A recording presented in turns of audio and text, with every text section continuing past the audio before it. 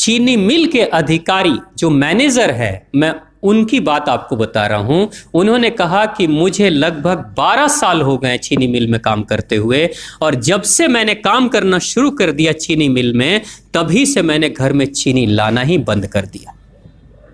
मैं तब से अपने बच्चों को चीनी खिलाता ही नहीं हूं, जबकि नौकरी से सैलरी वहीं से मिलती है, मगर चीनी नहीं। मैंने कहा कि आखिर कौन सी घटना घटी जिसके कारण से आपने ऐसा किया?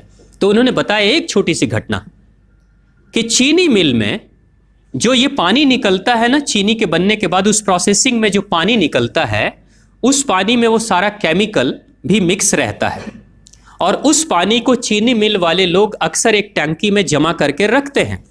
ये सभी चीनी मिल वालों के पास में होता है, आप भी कभी जाएंगे तो आपको भी पता चलेगा। वो टंकी में वो पानी रखा जाता है, लेकिन रोज रोज प्रोसेसिंग हो रहा है, रोज चीनी बन रही है, रोज बहुत सारा पानी आ रहा है, तो आखिर कब तक? एक टंकी की क्षमता है ना, कितने दिनों तक वो टंकी खाली रहेगी? भर जाती है, भरेगी तो फिर क्या करेंगे? खाली करना है। तो क्या किया था चीनी मिल के लोगों ने? सोचा कि छोड़ो ना, अब कहां जाएंगे उसको फेंकने के लिए कहीं दूर, क्योंकि अब उतनी बड़ी टंकी जिसमें हजारों गैलन पानी है, उसके लिए ट्रांसपोर्ट में कितना खर्च आएगा, तो बेहतर होगा रात के अंधेरे में कहीं खेत में डाल देते हैं। क्योंकि जनरली फैक्ट्रियां तो होती हैं ऐसे ही बिराने में, तो कहीं डाल देते किसी खेत में, क्या पता चलेगा पानी है कि चीनी मिल का पानी है, क्या है। तो ये सोचकर मैनेजमेंट वाले लोगों ने रात में ही उस पानी को खेतों में छुड़वा दिया, और नतीजा ये हुआ कि उस खेत की सारी फसल जल गई, मिट्टी बंजर हो गई। और जब किसान पता करने लगा कि आखिर क्या हुआ मेरे खेत में, जब चेकअप कराया वो मिट्टी का, तो पता चला कि इसमें तो चीनी मिल का जो वेस्ट मटेरियल है वो डाला गया है। तब उसको खबर मिली कि हाँ, किसी स्टाफ ने बताया कि हाँ, हमारे चीनी मिल से ही पानी डाला गया था आपके खेत में, और पूरी मिट्टी बंजर हो गई। उसने केस कर दिया और चीनी मिल वाले को मुआवजा देना पड़ा लाखों रुपए। तभी से वो स्टाफ कहते हैं कि जो मिट्टी को बंजर कर दे वो इंसान के शरीर में जाए तो क्या करेगी। उसी के बाद से मैंने अपने घर में चीनी लाना बंद कर दिया। और सच्चाई है, लगभग अगर आप देखेंगे तो अंग्रेजों के आने के समय अंग्रेज पहला चीनी मिल इन्होंने भारत में ही लगाया था। पहला चीनी मिल भारत में ही अंग्रेजों का लगा, और अंग्रेजों ने चीनी की शुरुआत की। भारत के लोग गुड़ खाते थे, चीनी नहीं खाते थे, उन्होंने बहिष्कार किया, बिल्कुल नहीं। लेकिन चीनी और चाय पत्ती दोनों के लिए लोगों को तैयार किया गया था। चाय पिला पिलाकर फ्री में, चीनी के लिए तैयार किया गया और चाय के लिए भी तैयार किया गया।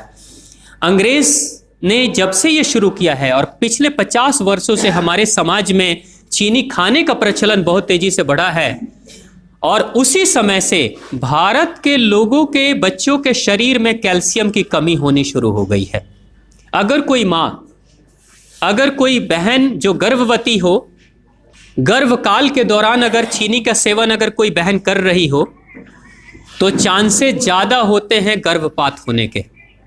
कोई माँ अगर बच्चे के जन्म से पहले 1 साल पहले से ही चीनी छोड़ दे और सामान्य भोजन करे, अपना ही दूध बच्चे को पिलाए, और कम से कम 5 साल तक बच्चे को चीनी ना खिलाए, खुद को चीनी ना खिलाए, उस बच्चे को कभी भी ऑस्टियोपोरोसिस की समस्या नहीं हो सकती। कैल्शियम की कमी उसके शरीर में कभी नहीं होगी।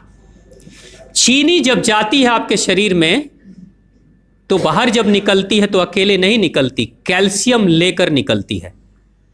चीनी कैल्शियम लेकर निकलती है, हड्डियों को गलाकर निकलती है। और जिसके शरीर में कैल्शियम की कमी हो जाती है, उसके शरीर में मैग्नीशियम, पोटेशियम, आयरन सबकी कमी हो जाती है। कैल्शियम वो तत्व है कि जिसके शरीर में कम हो जाए, सारे तत्व कम हो जाएंगे, और कैल्शियम की कीमत पे चीनी हम खाते हैं।